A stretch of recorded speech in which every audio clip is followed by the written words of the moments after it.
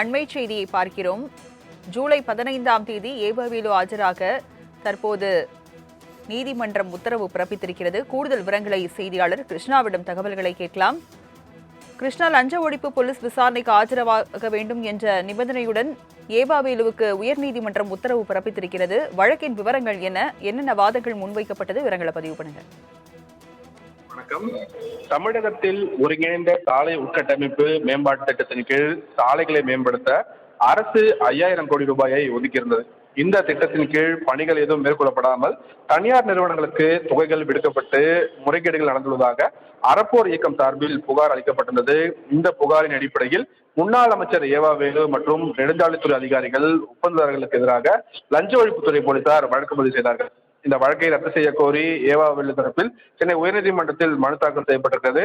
அதே போல சிகிச்சைக்காக அவர் வெளிநாடு சென்ற நிலையில் அவரை தேடப்படும் நபராக அறிவித்து லஞ்ச ஒழிப்பு போலீசார் லுக் அவுட் நோட்டீஸும் பிறப்பித்திருந்தார்கள்.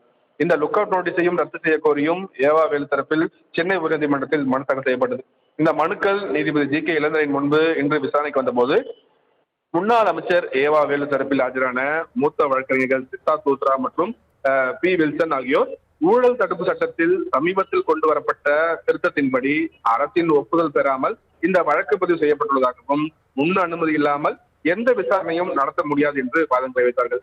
மேலும் 2022ஆம் ஆண்டு புகார் தெரிவித்த நிலையில் 4 ஆண்டுகளுக்கு பின் ஆட்சி மாற்றத்திற்கு பிறகு இந்த வழக்கு பதிவு செய்யப்பட்டுள்ளதாகவும் சாலைகள் அமைக்கும் முன் பணத்தை விடுவதற்காக அதிகாரிகள் மீது ஒழுங்கு நடவடிக்கை எடுக்கப்பட்டு தண்டனையும் விதிக்கப்பட்டுள்ளதாகவும் அரசுக்கு இதன் மூலம் எந்த ஒரு இழப்பும் ஏற்படவில்லை என்று வாதங்களை வைத்தார்கள்.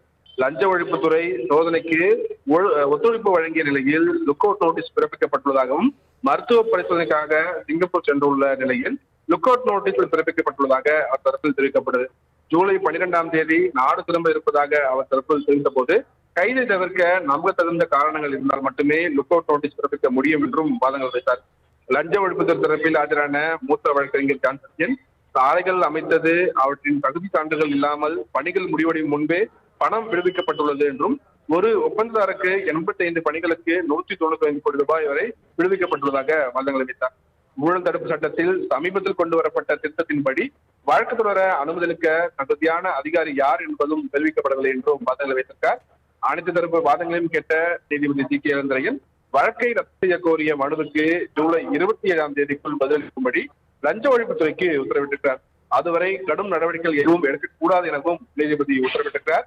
லுக் அவுட் நோட்டீஸை எதிர்த்த வழக்கில் ஜூலை 15ஆம் தேதி லஞ்ச ஒழிப்புத்துறை விசாரணைக்கு நேரில் ஆஜராக வேண்டும் என்ற நிபந்தனையுடன் ஏவாவேலுவுக்கு எதிரான லுக் அவுட் நோட்டீஸுக்கு இடைக்கால தடை வைத்து நீதிபதி இளந்திரன் உத்தரவிட்டிருக்கிறார். ஆதிலட்சுமி, விவரங்களை வழங்கியதற்கு நன்றி கிருஷ்ணா.